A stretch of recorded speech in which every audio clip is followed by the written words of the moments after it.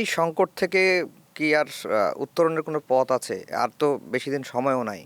প্রথমত এই সরকারের পক্ষে সম্ভব নয়। আচ্ছা। এবং উত্তরণটা এখন ধরুন আমরা নির্বাচনের দিকে তারা নিয়ে গেছে। হ্যাঁ। হ্যাঁ, নির্বাচনে নিয়ে যাবার একটা বড় ভুল হলো তাদের, যে গণঅভ্যুত্থানটাই করেছে জনগণ। হুম।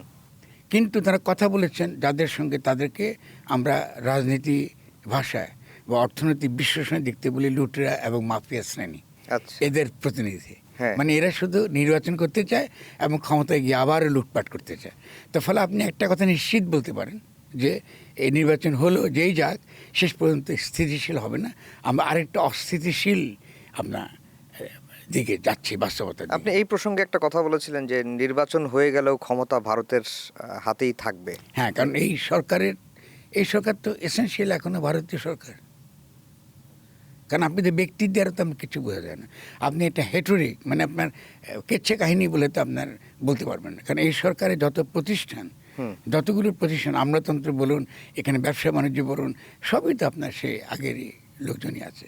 আপনি কি মনে করেন মন্ত্রণালয় থেকে যারা ব্যবসা বাণিজ্য পাচ্ছে, এরা কি মনে করেন নতুন কেউ? গণঅভ্যুত্থানের পরে সবই তো পুরনো আওয়ামী লীগের।